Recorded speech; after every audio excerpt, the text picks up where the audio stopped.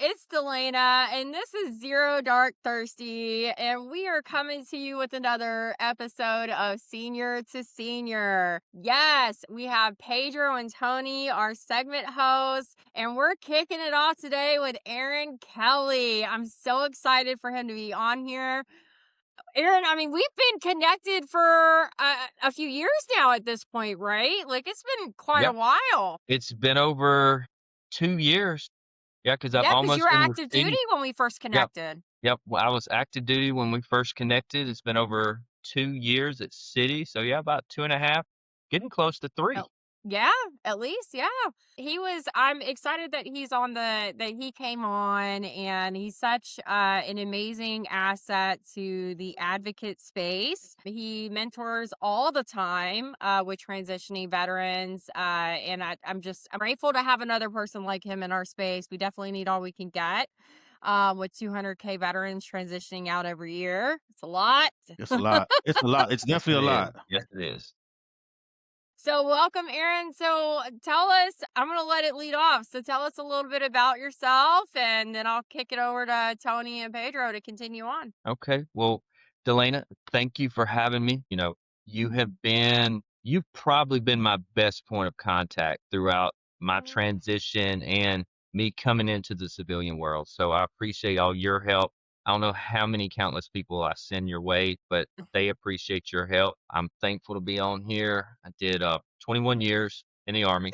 Then half of that was in recruiting. So I kind of had that recruiting, that network aspect. And I think that kind of helped me transition a little bit better because I was out there in the civilian community, meeting civilian counterparts and kind of adjusting on my lifestyle. So I think that was a plus for me, but it was still a tough transition. And I think a lot of veterans kind of feel that as well. Well, Okay. thank you for joining us, but we certainly appreciate hearing that you had a tough transition. I think that goes to a lot of us. I'm Yeah. looking at your LinkedIn profile. You finished out your career in recruiting, right? So, Yes.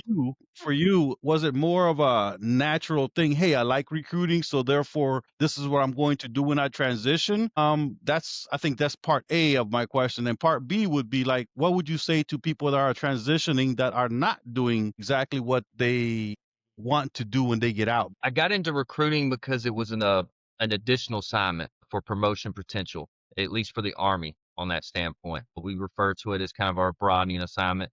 And I got in there and I loved it. I enjoyed talking to young men and women, affecting their lives, affecting change. I'm all Army, so, them coming into the Army, but any branch of service, I commended them for joining. And so when it got time to transition into the civilian side, I felt I still wanted to do that.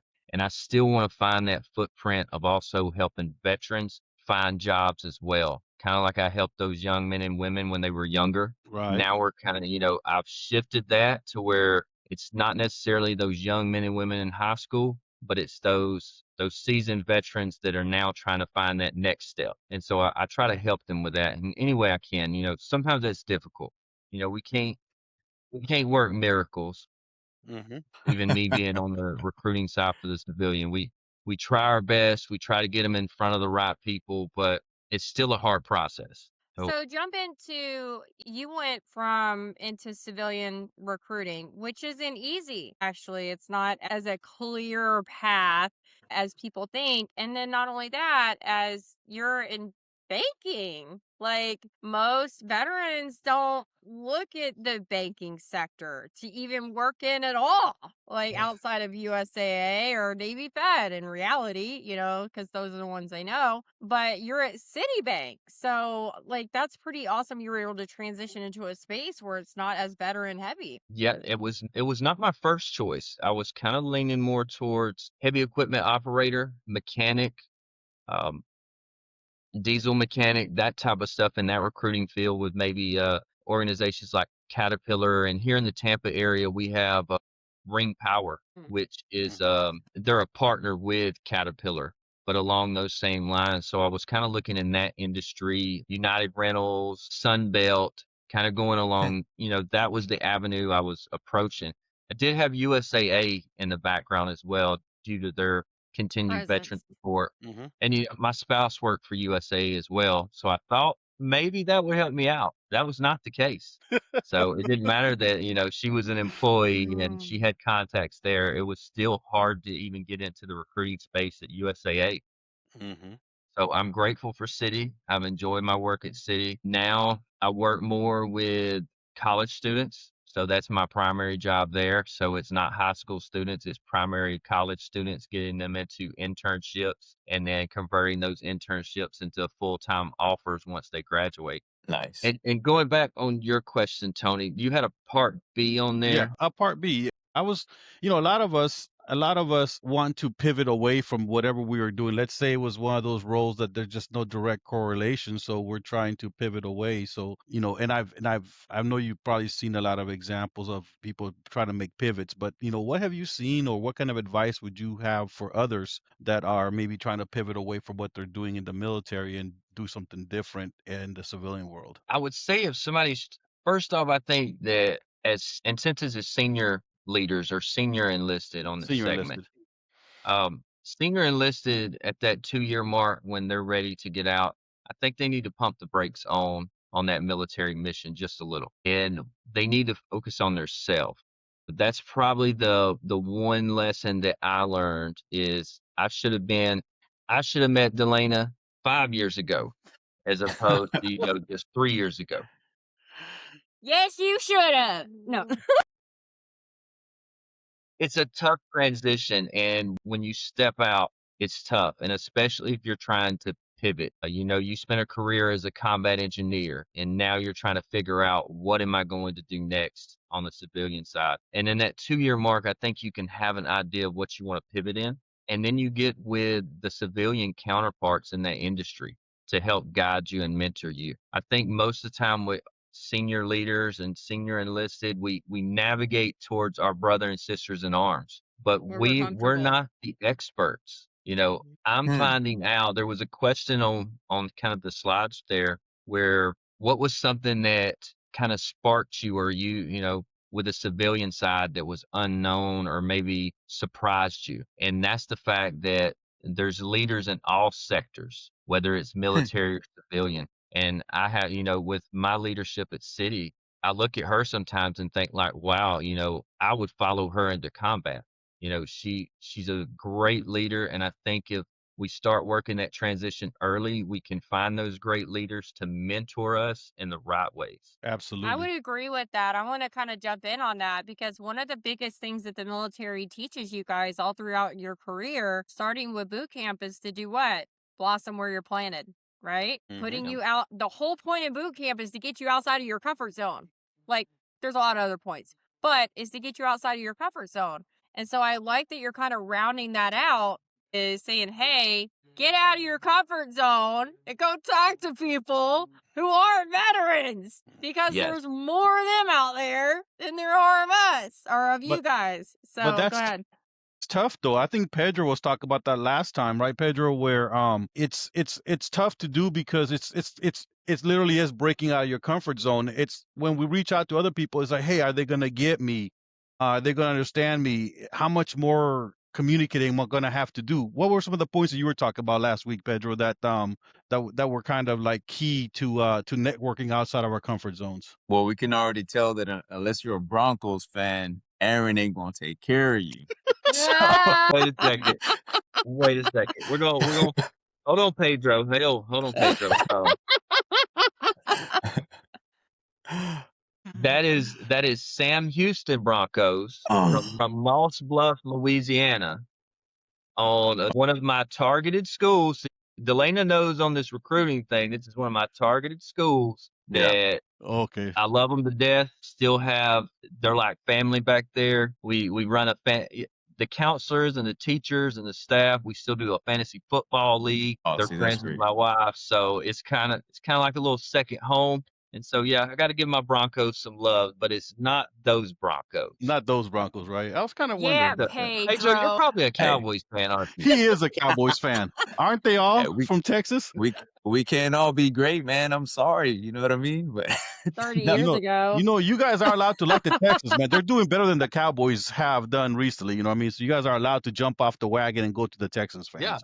I mean, so see, like exactly what's happening right now, that breaking the ice on some common things and making assumptions. That's a lot of the recipe of like how it becomes difficult for us as veterans when we take the uniform off to now begin establishing new relationships with people who've never worn it. Like we're trying to pick things that we think yep. will have in common, and instead we put ourselves in positions where it's like, dude, we step on our own feet. You know what I mean?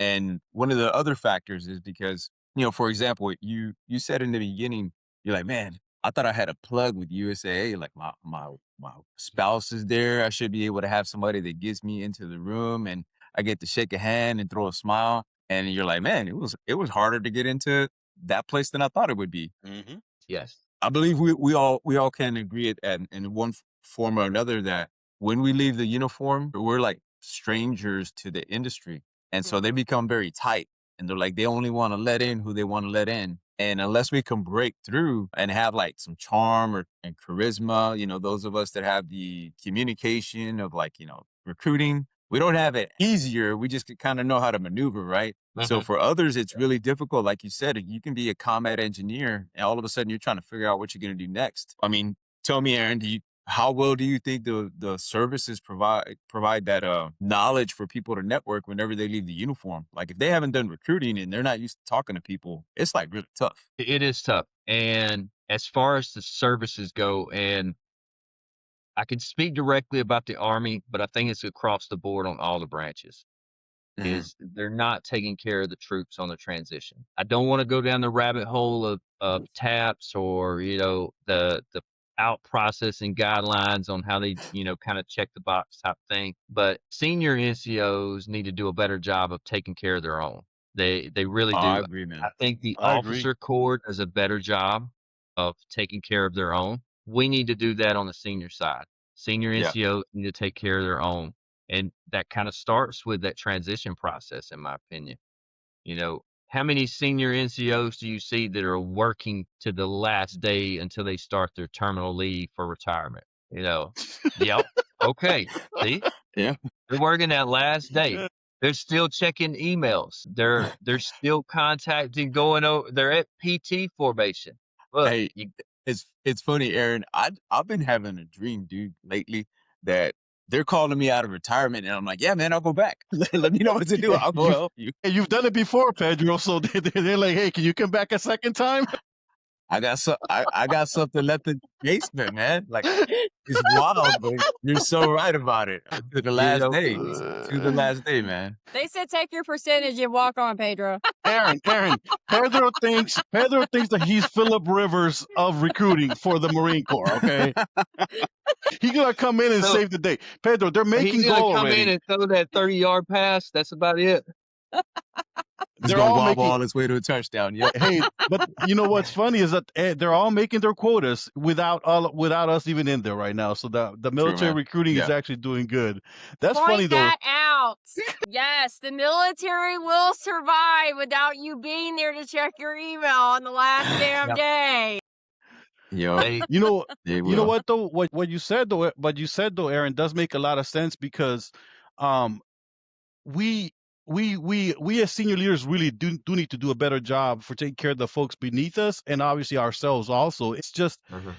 the expectation. And I actually wrote that down when you made that point earlier in the conversation where you said that hey, we should be looking at sooner at starting to work on ourselves, right? I think the problem I ran into personally was that there I was the only person at my command doing the job that I was doing. So I had to wait for my relief to show up before I could turn anything over. We are not the enlisted side, and for the most part, we're not that good at getting folks in to get relieved on time.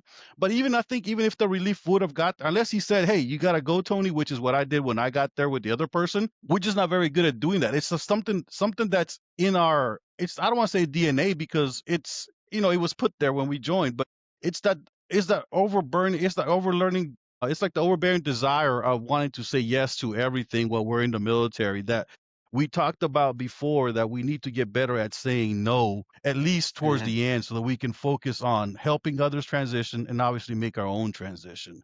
And I think that's Yeah. basically what's been the common theme when I talk to people as they go to make the movement outside the military. I had a question Oh for you yeah. though. You got out at just over 20 years old. Pedro got out combined about the same amount of time. I got out at a little bit later. I did 40. 30. Yeah, I did 30. But I was wondering your take on it.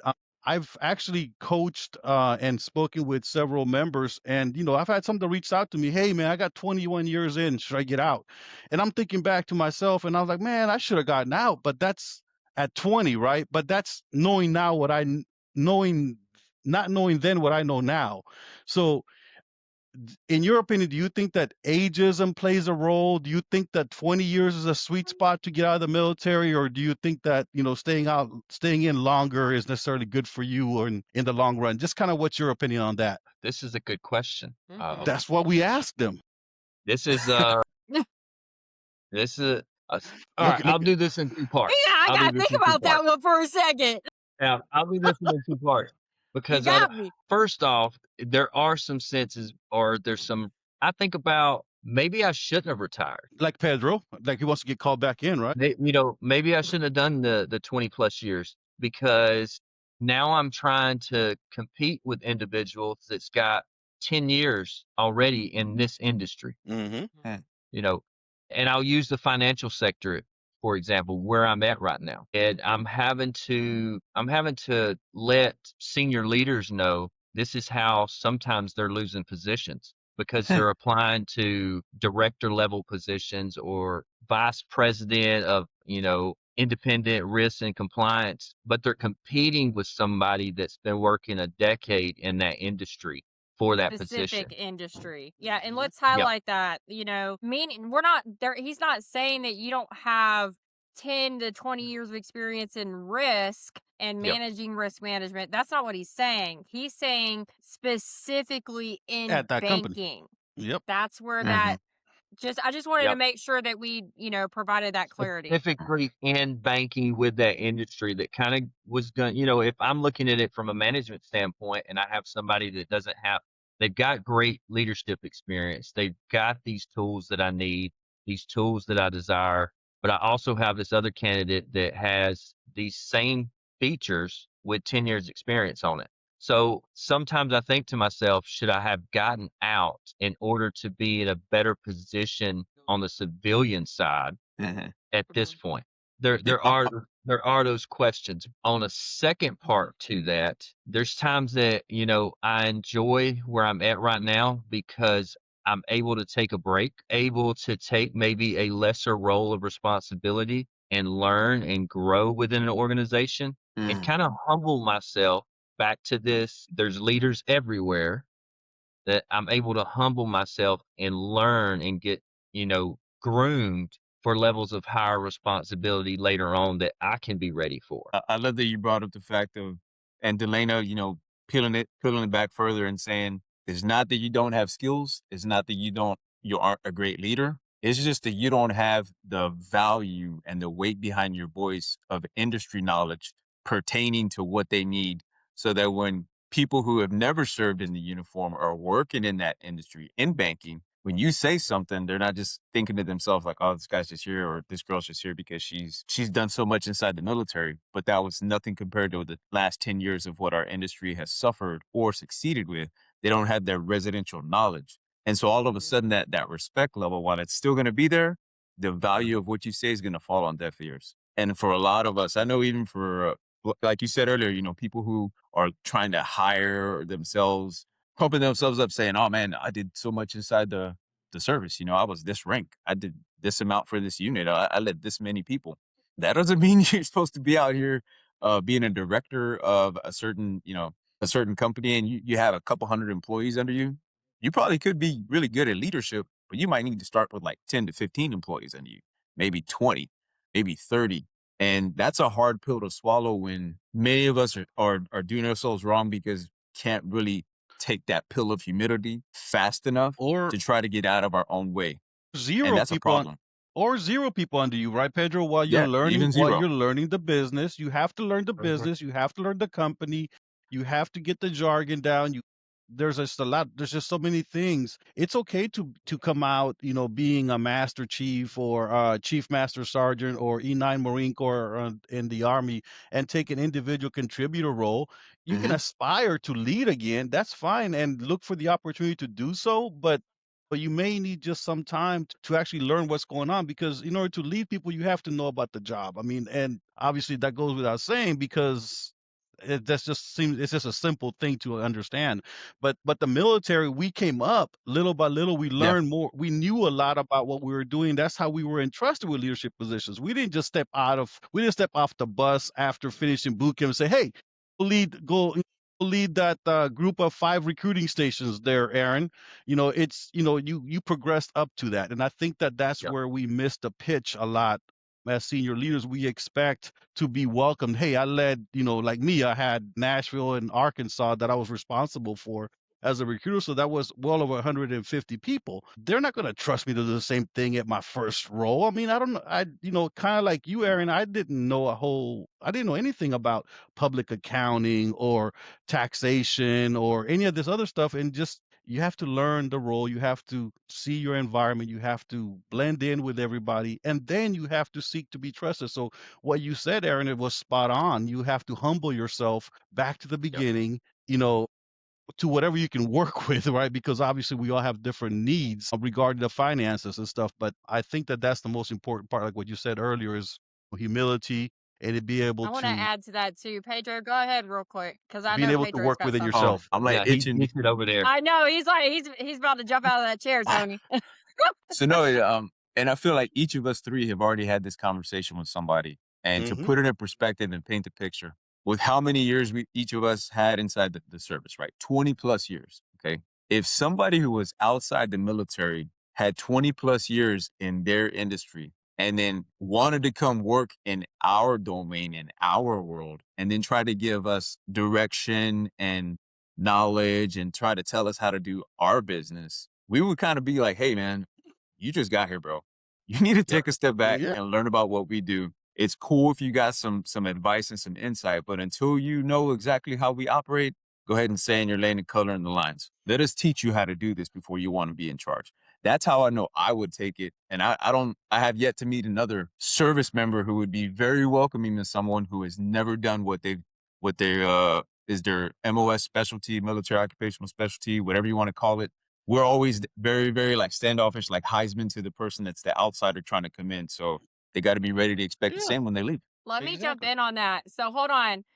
I want to round this out. So are you saying, because I hear this all the time, well, if they would, I could be trained, I could be trained. So are you saying the individual contributor position is like the civilian sector's way of A-schooling you? Say that that's like the Actually, best it is on the adjacent. job training that you It's can like get. A-school, right? Yeah. Learn the job first as an IC, and then move into management if you want to. I mean, hell, you And you might know, like being an IC. Hmm. and it might be company dependent because if we go into, let's say, for example, a large company, right? A large company, they already got all their pieces fit. The puzzle pieces are already set up the way they need to be. They don't really, they can probably take a little bit of risk on somebody who doesn't have all the training and all the knowledge and towards the industry because they're so big, but they can work with that. A mid-sized company is pretty specific. I need exactly this. I only have this much revenue to take care of people inside my organization. And so this person has to have this much experience, this many certifications, this much education, and this much foundational knowledge in what we do. A startup, a startup can have their risk all they want because they're still trying to build their company from the ground up as it's moving. So if you really want to be the person in charge, in my opinion, and you're leaving the service with so many years and you kind of want to still have that leadership role, but you don't know what the hell's going on, go check out a startup. Otherwise, fit back into the mold and try to learn from the bottom up and have some humility because otherwise they give us all a bad name. And honestly, are you really even doing yourself a favor jumping into that? Because if you think about it, when we were hiring was was skyrocketing. I saw a lot of people transitioning straight into positions, whether it be startup or mid-size, large level, whatever. And I was even managed by one, and it was struggle bus USA for that person because they didn't even understand the job. So I was training up. Imagine how I Yeah. felt. But I'm an advocate, so I'm okay. I got this. I'm going to help you. I'm going to get you there. But now look at the dynamic change, though.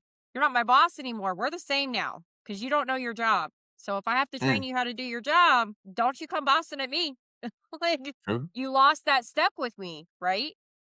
And that's how you have to look at it too. You change that dynamic with the people that you're managing if they're training you. Oh yeah. Aaron, I got Absolutely. a question for you, man. Okay. Because you're a family guy, okay? How did you invite your spouse along for the journey to learn how to transition out of the service, or did you kind of just put all the onus on yourself and just kind of keep them in the dark? Mm. No, I didn't keep her in the dark. Uh, transition is a roller coaster, Yeah. and transition is going to be different for everybody. We can talk the talk. I like how you paint the picture. It's old recruiting term right there, but it's a process. And so my spouse was pretty much there with me the whole time. Now, if she found something, on LinkedIn, she might send it to me because she knew what I wanted to do and where I wanted to take my career. Yeah. But the biggest thing was the letdowns, Mm. the disappointments. Just, felt like my world was crumbling on the denial emails. Because there's a couple of interviews that, I did in-person interviews and I Mhm. thought they did really well. I was excited about the company. I loved the organization, meeting the people there in the organization. Really, I felt like I connected with them. And then, a week later, nah, we've decided to go with another candidate that meets our needs a little bit more. And so Damn. it's heartbreaking. And, she was there to provide that support because if Mm. she wasn't there, there's no telling where that frustration and desperation and anger where it may have led to. But she kind Gotcha. of reeled me back Mhm. in. She kind of centered me and, let me know that, hey, this is just, it's not meant to be. It's just another, obstacle. You can overcome it. And it turned out her advice worked because I kept at it, found an organization at City. So Mhm. it's a large company that I wasn't expecting to be in, but I really enjoy my work there. I love what I do. I love being an individual contributor, but still people see my presence and they see where I've come from. So it's those military traits that the people around me see Mhm. where they migrate to me. So even though I'm an individual contributor, I'm still the informal leader on my team. And Mm. that's okay because I've got a strong manager that saw that potential. Yeah. It's the reason she brought me in. And she continues to tag me along because she's the one that changed from a global functions to early careers. And who does she take? Wow. She took me right along with her. So, So Good.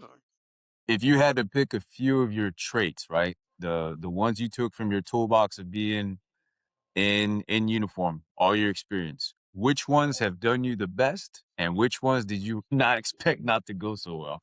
uh, attention to detail. I think attention to detail is a number one trait. I think being vocal is another trait that I took in there because, once we've been in front of troops and we've been doing training, we've been instructing, we've been guiding, we've been mentoring, we're not afraid to speak up. If we got Yeah. questions, something doesn't sound right, we're gonna make that vocal. Another trait, and it's probably not the best trait, and this goes back to we don't like to put our work down and we continue working nonstop is my work ethic. Okay. So I get emails that come in and I'm like, you know what? It's 6:30. I can go ahead and knock that out. Let me go ahead and take Mm. care of that. But really I need to focus. That should be my family time. Yeah. And that's Yeah. where maybe that trait is not really one that I should carry on. The work ethic is great, but at some time on the civilian side, you've gotta shut the workshop down. You've got to spend time with the family because that's the ones that's been with you through everything. You I know, it's appreciate funny. that one, man. That means a lot. It's funny you mentioned work ethic, right? I had a conversation with another person that I was speaking with that was a veteran that, because I'm the same way, Aaron. I'm not gonna lie. I mean, sometimes for us, it's not the expectation, but if I get the opportunity to do so, I'll reply to an email or whatever is going on outside of working hours. But I actually had the flip side of it where I actually talked to a service member that got out, and he was actually counseled or advised not to do that, not to violate the boundaries, because no, it's funny because the way it was explained to him maybe was different than the way that his manager actually put it, but he basically took it as, hey, you got to quit doing that because my whole team is not going to do that, and you're setting unrealistic expectations for that stakeholder or that team, and I Wow. never even thought of it like that because it's true. Not all people are going to do what, like, well, me or you, and I'm sure Pedro does it too. Mhm.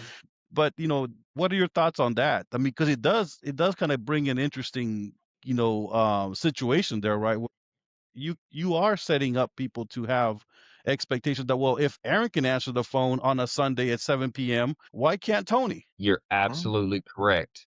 And interesting.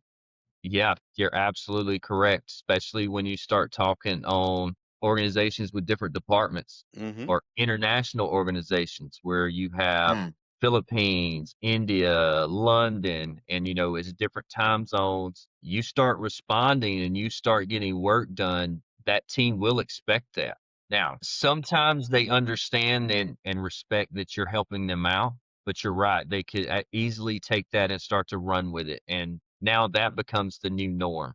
And you're right. The rest of the team may not see it that way. So mm. I kind of have to reel myself in just a little bit. And, when it's time, I've got my 40 hours in, it's time to shut it down. And whatever emails come through, I can deal with it and work on it tomorrow. It's not a high priority. Hey, Aaron, Absolutely. I know Tony in the beginning said that, and I made the joke like I have that dream about they calling me. I'm saying put me in, coach.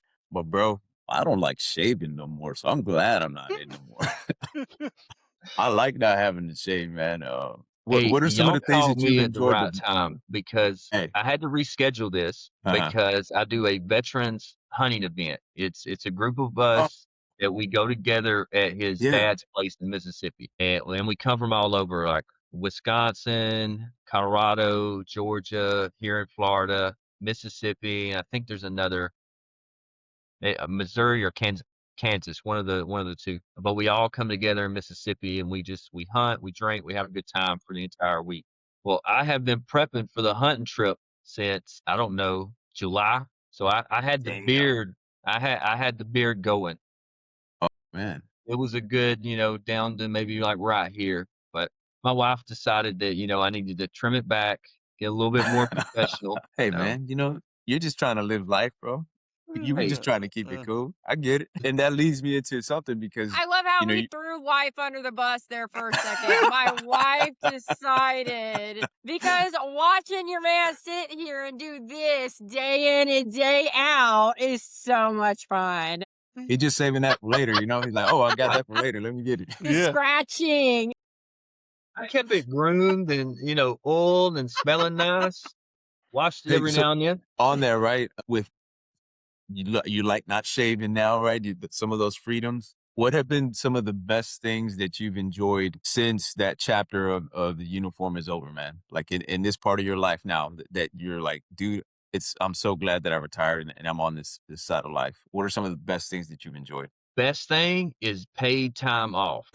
Tell me more. What do you mean? Okay, so all my Army vets are going to understand this when they hear it. That when we want to take our time off and we want to take our vacation time, we got to fill out the leave form. We got to do a vehicle inspection. We got to check, we got to go check on our grandparents to make sure their medicine is all up to date and got their current refills. We do all this paperwork to submit for a spring break. I go in my workday profile and I click calendar dates and I hit submit, and that's it. Let's not That is forget it. the That is the it. surprise urinalysis that you got to do when you get back.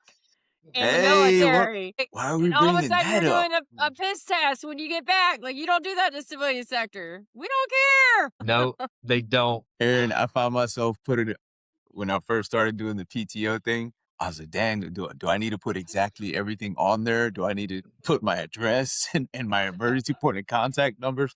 Dude, I was given like a whole 5-paragraph order when I'm about to submit for time off. And then my wife, kind of like your wife, who's the greatest Yep. version of you, right? Delaina, we're not slamming our wives no more. The wife's doing a good job, right? She said, why are you doing that? I was like, well, I got to, don't I asked her, I was like, well, don't you have to tell people what you're going to do when you take time off? She said, hell no, just write PTO in your name. I said, oh, okay. I mean, I didn't know, bro. I had never done that before. And Yep. heck, and then most of us in the military, right? Even if you were on vacation and you got through the whole side eye thing from your skipper or whoever you work directly for, you're working half the time anyways because you're getting the phone calls, you're dealing with sailor issues or soldier issues, right? You're on your vacation time, so it's being deducted on your 30 days per year, but you're really working most of the time, or at least that's how I felt when I was in. I remember taking phone calls on just like during weird times, on like holidays or stepping away, watching a kiddo play football while I'm, on the phone having a heated conversation because somebody's not making their numbers. You know, Yeah, it Kittle's was not playing football anymore. it's kiddo, not kiddo, Okay. the kid. Yeah, so I'll be watching, like your children play the sports or whatever, Yep. and then you have one ear on the phone, trying to take care of work, and it's 7 o'clock at night, and you're supposed to be off anyways, but you're still doing both. So yeah, it's like a paradigm shift for me being able to actually take vacation and actually unplug and unwind because it didn't seem like that was the expectation for us in the military. So Yep. Oh, yeah. for you, Aaron, as you made your transition and you were looking at when it was going to happen, when you were interviewing, can you share any funny experiences? I mean, and I want to kind of bring this up because that's what we're going to have to do a lot of is interviewing, right? So we practice, I know I did the YouTube thing, I did a lot of different things to get myself ready, practice in front of my spouse, just all kinds of stuff. But aside from that, if you like, I remember I went into an interview for a recruiter position here in Nashville. It was in the office, and then face to face in 2022, somebody asked me, "Hey, so we were like in the middle part of the interview. So you did all that time in the military, and I know that it's all over the news right now. Have you had any episodes with PTSD where stuff is happening to you?" So I had somebody actually ask me that question during an interview. Did you have any funny experiences like that during your interview when you did all your interviews for when you were getting out? Never had anybody ask me that question. So that wasn't one of the questions that was asked. I had somebody ask me, tell us something that's not on your resume. At the time, I thought he just wanted to know something personal about me. Maybe he did, maybe he didn't. Maybe he wanted to know some other task or accomplishment I did. But I'm like, I'm a big Roll Tide fan from Alabama, Roll Tide. It's all Roll Tide for me. Just kind of related it to kind of break it up with football. Maybe that was the wrong answer. Maybe he wasn't a football fan. I don't know. But I think this with interviews, veterans that are transitioning now, apply to jobs that you may not even really be considering, but apply to it. Take the interview. If you get a call, the interview is just going to give you experience. And through that experience, you're going to learn what not to do and what to do. You're also going to get comfortable talking with others that are not a sergeant major that's across the table that you're trying to answer a question. And I think that's when we first get out, we're treating that interview like it's some type of promotion board or it's some type of quarter board that we're competing for. And we need to relax a little bit, let our facial hair grow out a little bit and you just, try to make the best of it. Okay, along the same lines, I had a couple of incidents, but without getting into it too much, have you had any situations where because you went to a corporate role, much like I did, have you had any instances where like you felt like you brought out too much of your military voice, like, because I know that part of the transition, part of the change of identity that we go through is basically hanging it up and saying, hey, I'm no longer an E7, E8, E9 in the military anymore. I am Joe, I am Tony, I'm Pedro, I'm Delaina, right? Did you have any incidents, any situations at maybe during a meeting or whenever when you were starting out at your role that you expected things to go a certain way, but it really didn't because of the fact that, hey, maybe you came out too strong or you over kind of stepped or a little anything along those lines? I don't think I have personally. I think I've kind of kept myself in check. There could be some times where I've been vocal about stuff. Maybe I was out of line. I wouldn't say out of line. I would make myself vocal to put a point that it was stated. We're making a change on, say, a minimum requirements of something, and I disagreed with that analysis on those minimum requirements. That I think we needed to have more that we're taking away too much. And so I just kind of let myself know that this is a bad idea. So if it comes out, the 6 months and they realize that was a terrible idea, it could be known in that meeting that I told y'all that this was going to happen. But for the most part, I think I kept it in check. Maybe I need to go talk to my coworkers and see what they say. But I think they'll all say I kind of keep it in check. I kind of keep things positive and light in the office. They may have a different outlook on the military now from working with me. So what That's also their true. stereotype they had on what a military member should be, they may have a different outlook now. So hopefully I have bettered the organization by saying that we're humans just like anybody else. We're just out here trying to work, make a living, and help the veteran community. And Why that's do a I very feel good. like you ended that with like an Alan Jackson song? I don't know. He's not out, People down the Chattahoochee's not a bad song. I appreciate you Man. providing such amazing insights.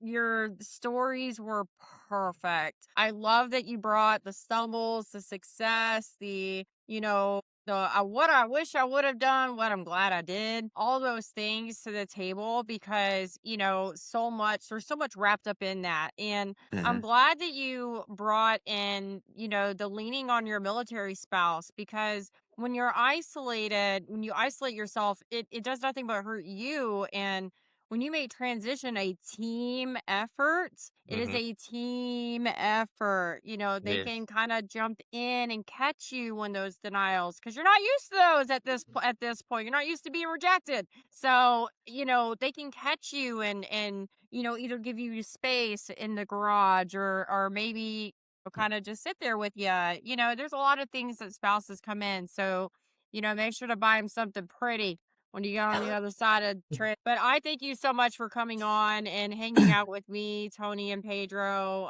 We're definitely, all three of us are grateful. And we will have you back. You have to come back Okay. because this was awesome. He said, "Okay." Well, Tell- I enjoyed it. This was my first one, so maybe it's not terrible. Delaney, thank you for having me. Tony, Pedro, I enjoyed the conversation. Y'all had some great questions, great points. I'll be better prepared for Tony, though. He seems to throw the harder questions out He's there, in so I there, have to work man. on it. All Go No, right. man. Broncos.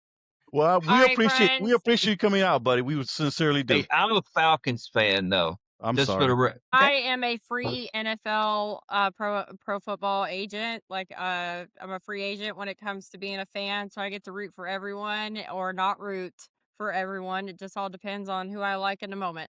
But There you go. thank you for coming in. We will have you on the next time. I'll get with you on availability, and we're jumping to our next one. So thank you everybody for listening. I'm so excited, and we will see you guys on the flip. All right.